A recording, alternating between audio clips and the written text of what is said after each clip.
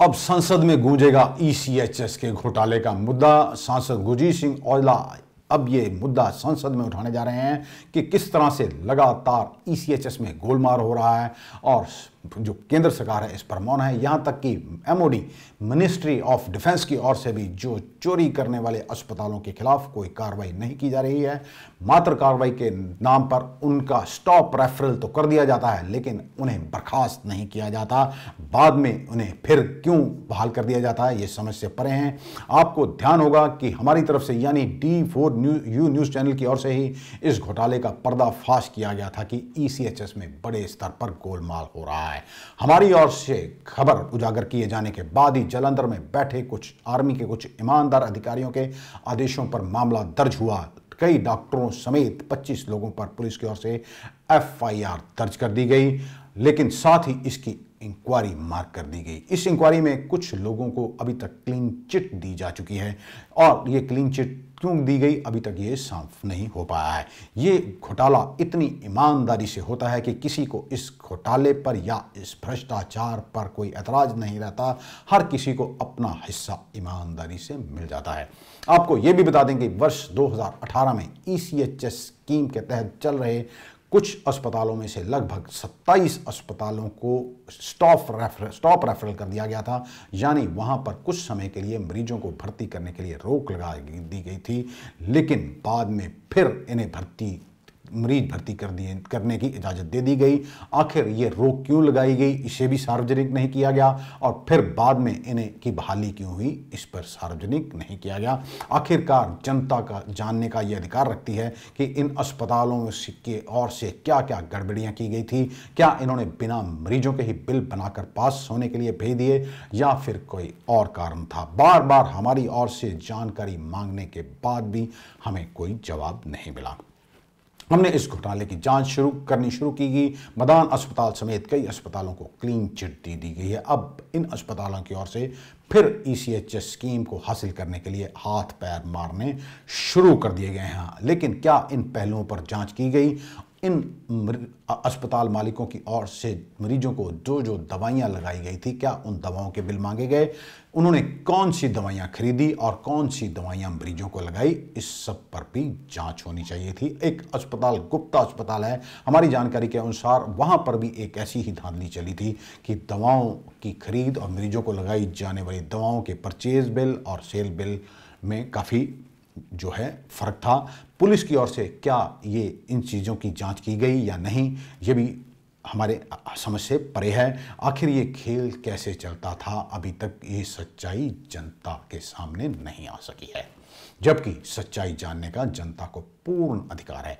मामला शुरू हो जाता है पॉलीक्लिनिक से ही। आपको बता दें, जब भी किसी ईसीएचएस के तहत किसी भी मरीज को अस्पताल में भर्ती होना होता है तो पहले वह ईसीएचएस के पॉलीक्लिनिक में जाता है।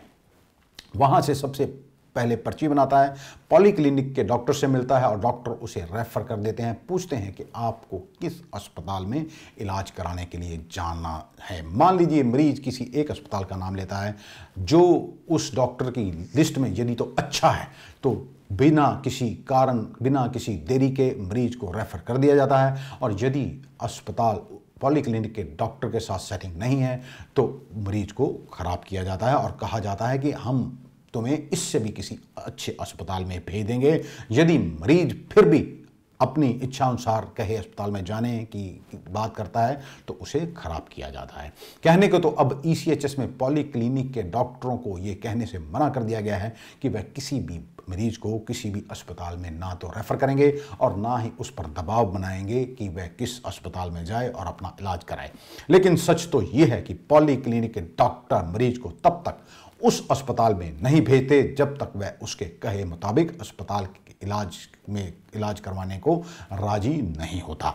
मरीज रोज किसी अस्पतालों को रेफर किए जाते हैं और रोज का रोज पॉलीक्लिनिक के डॉक्टर हिसाब कर लेते हैं। आपको ये बता दें, जानकर हैरान होंगे, प्रति मरीज के पैसे लिए जाते हैं। हम इस बात से इनकार नहीं कर रहे हैं कि पॉलीक्लिनिक में बैठे सेना के लोग भी इस गोरख धंधे में शामिल नहीं हैं, लेकिन सबसे बड़ा राजदार पॉलीक्लिनिक का डॉक्टर है। वैसे तो इन्हें रखा जाता है ठेके पर, लेकिन कुछ ये कई सालों से यहाँ पर बैठे रहते हैं और करोड़ों रुपए बना रहे हैं, क्योंकि ईसीएचएस इनके लिए एक सोने का अंडा देने वाली मुर्गी बन चुका है। फिर भी यदि मरीज पॉली क्लिनिक के डॉक्टर के कहे अनुसार उसके अस्पताल में जाने को राजी नहीं होता तो उसे परेशान भी किया जाता है। ये मामला हमारी ओर से पहले भी उजागर किया जा चुका है। मरीज को परेशान किया जाता है, उसे बार बार पॉली क्लिनिक के चक्कर मरवाए जाते हैं, उसके घंटों बर्बाद कर दिए जाते हैं। कई बार तो उसे रेफरल स्लिप नहीं दी जाती, कई बार उस पर साइन नहीं किए जाते। हम ऐसा नहीं कह रहे हैं कि जो लोग सेना में बैठे हैं वो तमाम भ्रष्ट हैं, ईमानदार लोग भी शामिल हैं, क्योंकि अगर ऐसा ना होता तो कभी अस्पतालों के ऊपर मामला दर्ज किए जाने की सिफारिश ना होती। लेकिन उनकी भी कुछ लिमिटेशन है। उनके पास ना तो कोई इन्वेस्टिगेटिव एजेंसी है जो भ्रष्ट लोगों के पीछे लगी रहे और उनकी लिस्ट बनाती रहे। ये काम को तो सरकार को अपने स्तर पर करना है। इसके लिए एक स्वतंत्र एजेंसी के अधिकारियों को लगाना चाहिए और घोटाले का पर्दाफाश किया जाना चाहिए कि आखिरकार कब कब कैसे कैसे ईसीएचएस के तहत घोटाला होता रहा। जैसे ही मरीज को रेफरल फार्म मिलता है तो पॉली क्लिनिक का डॉक्टर मरीज को अस्पताल भेजने के साथ ही अस्पताल मालिक को फ़ोन कर देता है और अपनी डायरी में मरीज का नाम लिख लेता है कि उसने किस अस्पताल में कौन से मरीज को किस दिन भेजा था। फिर मालिक की ओर से अपॉइंट किए गए पीआरओ यानी पब्लिक रिलेशन को भी फ़ोन किया जाता है कि हमने तुम्हारे अस्पताल में मरीज भेज दिया है। लेकिन कई बार इसलिए रेफरल पर साइन नहीं किए जाते क्योंकि अस्पताल को ये कन्वे करने में समय लग जाता है कि हमारी ओर से आपके यहाँ एक मरीज भेजा गया है, और शाम को जो अस्पताल का पीआरओ होता है वो पॉली क्लिनिक के डॉक्टर के पास पहुंचता है और वहां से रेफरल फार्म भी साइन कराता है और उसकी बनती रकम उसको दे जाता है। हमारे पास एक ऐसे डॉक्टर की भी सूचना आई थी जो रंजीत एवेन्यू का रहने वाला है। वह अपनी गाड़ी एक अस्पताल के पीछे खड़े कर देता और वहां से बाहर निकल जाता। अस्पताल का पीआरओ उसकी गाड़ी में पैसे रख देता और बाद में वो डॉक्टर वह गाड़ी स्टार्ट करता और यहाँ ले जाता। हमारे पास इस बात की भी जानकारी आई है कि एक महिला डॉक्टर जो पॉली क्लिनिक में तैनात थी, उसका अनुबंध खत्म होने के बाद उसे निकाल दिया गया था। उसका पति भी पॉली क्लिनिक में ही था, फिर उसे फिर से पॉली क्लिनिक ब्यास में तैनात कर दिया गया है।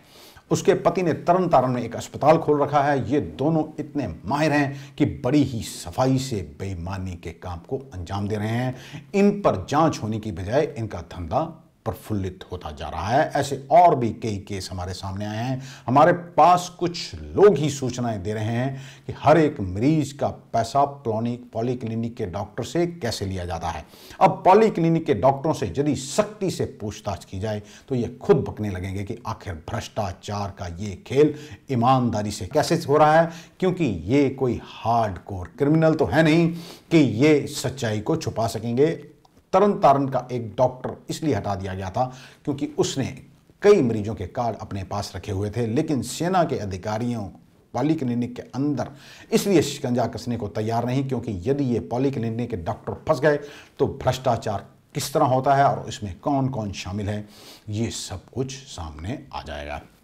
आप ये जानकर भी हैरान होंगे कि हर एक मरीज से जो रेफ़र किया जाता है पॉली क्लिनिक से, उससे जो रेफ़र करने वाला डॉक्टर है 10 से 20 हज़ार रुपये प्रति मरीज वसूलता है और हिस्सा कई लोगों में पड़ता है। हमारी जानकारी के मुताबिक अमृतसर के ही पॉली क्लिनिक की बात की जाए तो यहाँ से करीब करीब 100 मरीज हर रोज़ रेफ़र होते हैं।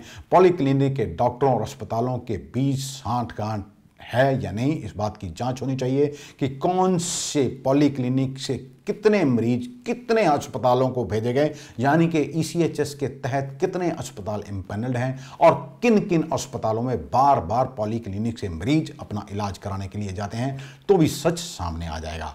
और ये भी इसकी भी पूर्ण जांच होनी चाहिए कि लॉकडाउन में किन किन अस्पतालों ने कितने कितने मरीज कहाँ भर्ती किए, ये मरीज कहाँ से आया, क्योंकि सारा कुछ तो बंद पड़ा हुआ था। हमारे पास कुछ डॉक्टरों के नाम भी आए हैं जो किस तरह इस खेल को अंजाम दे रहे हैं। एक का नाम के से, दूसरे का एस से, तीसरे का आर से और चौथे का एम से शुरू होता है। कुछ ऐसे डॉक्टर भी हैं जो पॉली क्लिनिक छोड़कर जा चुके हैं या उन्हें निकाल दिया गया है। उनमें से एक का नाम बी से, एक का पी से और एक का जी से शुरू होता है। इन लोगों के हाथ इतने लंबे हैं कि इन पर कोई हाथ नहीं डालता, या यूं कहा जाए इन पर हाथ डालना हर किसी के बस की बात नहीं। राजनीतिक पहुंच और बड़े बड़े अधिकारियों के साथ इनके संबंध हैं।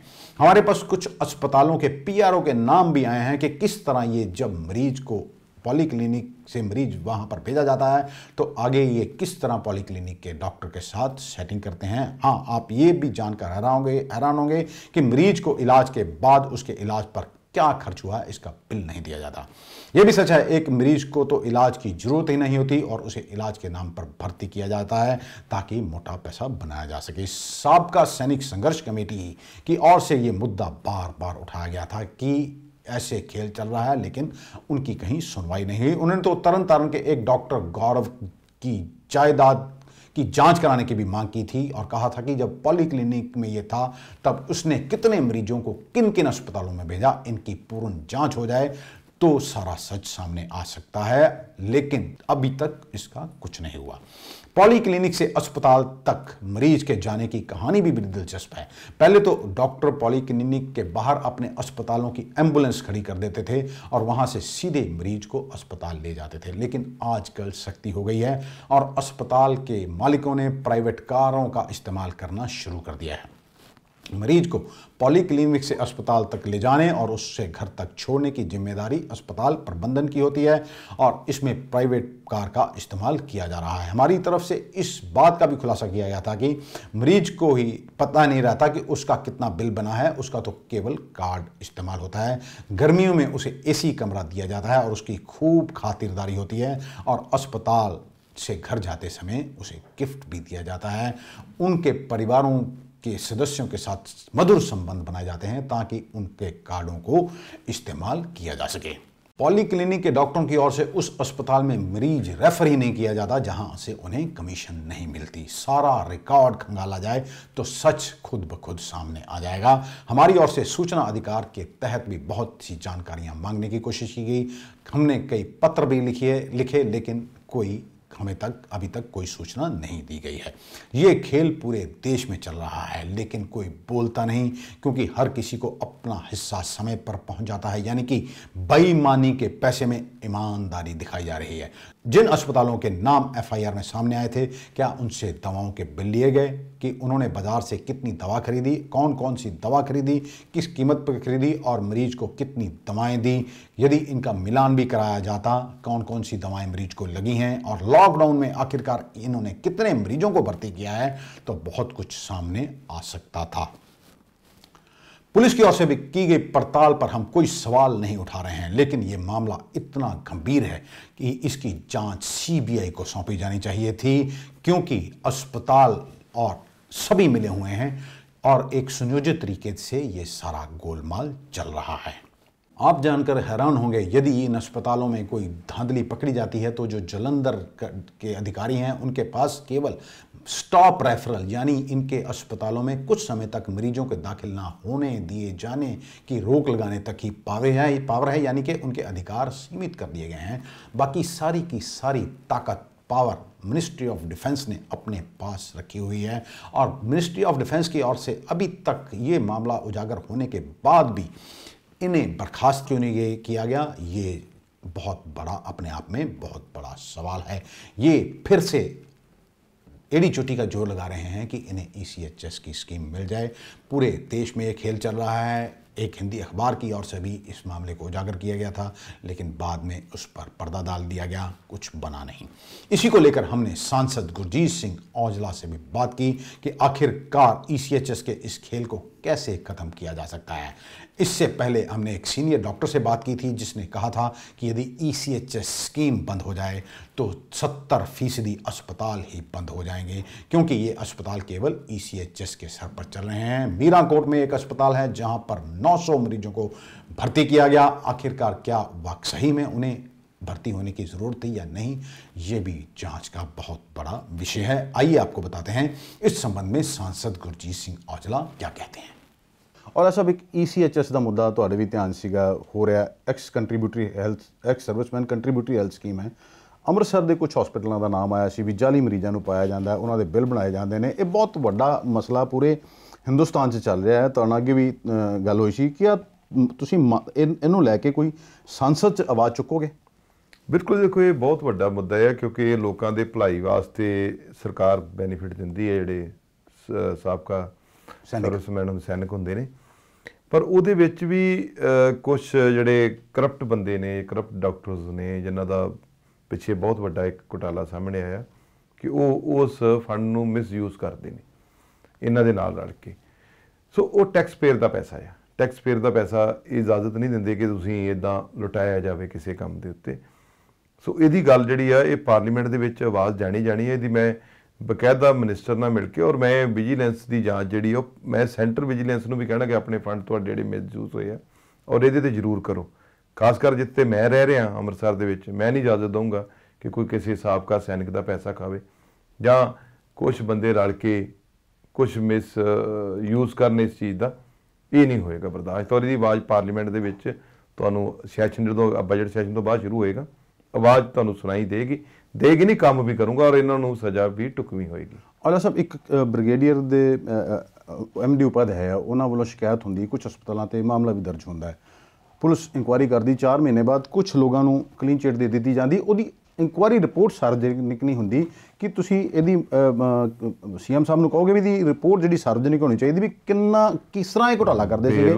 ਬਿਲਕੁਲ ਰਿਪੋਰਟ ਸਾਰਵਜਨਿਕ ਹੋਣੀ ਚਾਹੀਦੀ ਆ। ਜੇ ਬਾਕੀ ਸਾਰਾ ਕੁਝ ਸਾਰਵਜਨਿਕ ਹੈ ਤੇ ਇਹ ਰਿਪੋਰਟ ਕਿਹੜੀ ਕੋਈ ਇਹਦੇ 'ਚ ਕੋਈ ਬਾਹਰਲੇ ਦੇਸ਼ ਦਾ ਮਸਲਾ ਹੈ ਕਿ ਜਿਹੜਾ ਤੁਸੀਂ ਲੋਕਾਂ ਨਾਲ ਸਾਂਝਾ ਨਹੀਂ ਕਰਦੇ, ਕੋਈ ਨੈਸ਼ਨਲ ਇਸ਼ੂਜ਼ ਨੇ ਇਹ। ਤੇ ਜੇ ਕਰਪਟ ਬੰਦੇ ਨੇ ਕਰਪਸ਼ਨ ਕੀਤੀ ਹੈ ਤੇ ਉੱਥੇ ਦੱਸਣ ਦਾ ਕੀ ਇਤਰਾਜ਼ ਹੈ? ਇਹ ਵੀ ਦੱਸਣਾ ਚਾਹੀਦਾ ਵੀ ਕਿਸ ਤਰ੍ਹਾਂ ਚੋਰੀ ਹੁੰਦੀ ਸੀ, ਕਿਸ ਤਰ੍ਹਾਂ ਕਰਦੇ ਸੀ। ਮੈਂ ਜੀ ਪੂਰਾ ਕੁਝ ਬਾਹਰ ਆਉਣਾ ਚਾਹੀਦਾ ਔਰ ਉਹਦੀ ਸਰਵਜਨ ਕਰਨਾ ਚਾਹੀਦਾ, ਔਰ ਮੈਂ ਇਹਦੀ ਗੱਲ ਰੱਖਾਂਗਾ ਵੀ CM ਨਾਲ ਵੀ ਕਰਾਂਗੇ ਔਰ ਉੱਪਰ ਵੀ ਕਰਾਂਗੇ। ਤੁਹਾਨੂੰ ਇੱਕ ਦੱਸੀਏ, ਜਿਹੜੇ ਪੋਲੀ ਕਲੀਨਿਕ ਨੇ ਨਾ, ਜਿਹੜੇ ਉੱਥੇ ਪੋਲੀ ਕਲੀਨਿਕ 'ਚ ਜਿਹੜੇ ਡਾਕਟਰ ਲੱਗੇ ਹੋਏ ਨੇ, ਜਿਹੜੇ ਉੱਥੋਂ ਡਾਕਟਰ ਮਰੀਜ਼ਾਂ ਨੂੰ ਹਸਪਤਾਲਾਂ 'ਚ ਭੇਜਦੇ ਨੇ, ਜਾਂ ਜਿਹੜੇ ਉੱਥੇ ਸੈਨਾ ਦੇ ਵੀ ਰਿਟਾਇਰਡ ਬੰਦੇ ਬੈਠੇ ਹੋਏ ਨੇ, ਇਹਨਾਂ ਦਾ ਇੱਕ ਨੈਕਸਸ ਹੈ। ਜਿਹੜੇ ਉੱਥੇ ਹਰ ਮਰੀਜ਼ ਪਰ ਸਾਡੇ ਕੋਲ ਕਾਫੀ ਜਾਣਕਾਰੀ ਹੈ, ਪਰ ਪੇਸ਼ੈਂਟ ਰੈਫਰ ਕਰਨ ਦੇ ਪਰ ਪੇਸ਼ੈਂਟ ਰੋਜ਼ ਦੇ ਰੋਜ਼ ਪੈਸੇ ਲੈ ਜਾਂਦੇ ਨੇ। ਔਰ ਤੁਸੀਂ ਜਾਣ ਕੇ ਹੈਰਾਨ ਹੋਗੇ, ਇੱਕ ਮਰੀਜ਼ ਦਾ 10 ਤੋਂ 15,000 ਰੁਪਇਆ 20,000 ਰੁਪਇਆ ਲਿਆ ਜਾ ਰਿਹਾ। ਤੇ ਇਸ ਤਰ੍ਹਾਂ ਫਿਰ ਕਿਸ ਤਰ੍ਹਾਂ ਲੋਕਾਂ ਨੂੰ ਜਿਹੜਾ ਉਹ ਇਲਾਜ ਮਿਲੇਗਾ? ਨਹੀਂ ਤਾਂ ਬਿਲਕੁਲ ਇਹਨੂੰ ਰੋਕਣ ਦੀ ਪੂਰੀ ਕੋਸ਼ਿਸ਼ ਕੀਤੀ ਜਾਏਗੀ ਔਰ ਇਹਦੇ ਤੇ ਪੂਰੀ ਨਿਆਂ ਮਿਲੇਗਾ। ਔਰ ਮੇਰੇ ਅੱਗੇ ਵੀ ਧਿਆਨ 'ਚ ਹੈ, ਔਰ ਕਿਉਂਕਿ ਅੱਜ ਸੈਸ਼ਨ ਹੀ ਤੁਹਾਨੂੰ ਪਤਾ ਕਿ ਹੁਣ ਇਹਨਾਂ ਨੇ ਇੱਕ ਸੈਸ਼ਨ ਖਾ ਕੇ, ਜਿਹਦੇ ਦਸੰਬਰ 'ਚ ਸਰਦ-ਰੁੱਤ ਸੈਸ਼ਨ ਹੁੰਦਾ, ਸਾਰੀਆਂ ਗੱਲਾਂ ਉਹਦੇ 'ਚ ਹੋ ਚੁੱਕੀਆਂ ਹੋਣੀਆਂ ਸੀ। ਸਰਕਾਰ ਨੇ ਨਹੀਂ ਉਹ ਬੁਲਾਇਆ ਕਿਸਾਨਾਂ ਦੇ ਮਸਲੇ ਕਰਕੇ। ਦੂਸਰਾ ਹੁਣ ਬਜਟ ਸੈਸ਼ਨ ਹੈ, ਬਜਟ ਸੈਸ਼ਨ ਤੋਂ ਬਾਅਦ ਨੈਕਸਟ ਸੈਸ਼ਨ ਆ ਸ਼ੁਰੂ ਹੋ ਜਾਣਾ ਹੈ ਆਪਣਾ ਮਾਰਚ 'ਚ, ਉਦੋਂ ਅਸੀਂ ਗੱਲ ਜਿਹੜੀ ਹੈ ਇਹ ਤੁਹਾਡੀ ਉੱਥੇ ਰੱਖਾਂਗੇ ਔਰ 100% ਰੱਖਾਂਗੇ ਔਰ ਇੱਥੇ ਕਾਰਵਾਈ ਵੀ ਹੋਊਗੀ। ਮਤਲਬ ਦੇਸ਼ 'ਚ ਪੂਰੀ ਤੁਸੀਂ ਮੰਗ ਕਰੋਗੇ ਪੂਰਾ ACHS ਦੀ ਜਿਹੜੀ ਹੈ ਜਾਂਚ ਹੋਣੀ ਚਾਹੀਦੀ, ਜਿਹੜੇ ਦੇਖੋ ਦੇਸ਼ 'ਚ ਵੀ ਮੰਗ ਕਰਾਂਗੇ, ਜਿਹੜੀ ਸਾਡੀ ਚੱਲ ਰਹੀ ਆ ਇਹਨੂੰ ਕਿਸੇ ਬੰਨੇ ਜ਼ਰੂਰ ਲਾਓਗੇ। ਤੇ ਕੋਇਲਾ ਸਾਹਿਬ, ਤੁਹਾਡੇ ਵੱਲੋਂ ਇੱਕ ਕੰਪਲੇਂਟ ਕੀਤੀ ਗਈ ਸੀ, ਜੀਵਨ ਜੋਤ ਹਸਪੀਟਲ ਹੈ ਜਿੱਥੇ ਬਿਨਾਂ ਡਾਕਟਰਾਂ ਦੇ ਮਰੀਜ਼ਾਂ ਦਾ ਇਲਾਜ ਹੁੰਦਾ ਹੈ, ਉਹਨੂੰ ਪੈਸੇ ਵੀ ECHS ਦਾ ਹੀ ਮਾਮਲਾ, ਉਹ ਵੀ ਕਰੋੜਾਂ ਰੁਪਏ ਦੀ ਪੇਮੈਂਟ ਹੋ ਜਾਂਦੀ ਹੈ ਤੇ ਕਲੀਨ ਚਿੱਟ ਦਿੱਤੀ ਜਾਂਦੀ ਹੈ, ਨਾ ਉਹਦੇ ਉੱਤੇ ਕੋਈ ਮਾਮਲਾ ਦਰਜ ਹੁੰਦਾ ਅਜੇ ਤੱਕ। ਕੀ ਤੁਸੀਂ ਇਹ ਵੀ ਮਾਮਲਾ ਚੁੱਕਿਆ? ਮੇਰਾ ਖਿਆਲ ਤੁਸੀਂ ਪਿੱਛੇ ਵੀ ਇੱਕ ਇੰਟਰਵਿਊ ਮੇਰੀ ਕੀਤੀ ਸੀ ਕਿ ਨੈਕਸਸ ਕਿਹੜੇ ਨੇ। ਇਹ ਨੈਕਸਸ ਬਿਊਰੋਕ੍ਰੇਸੀ ਨਾਲ ਜੁੜੇ ਨੇ, ਇਹਨਾਂ ਨੂੰ ਭੰਨਾਂਗੇ।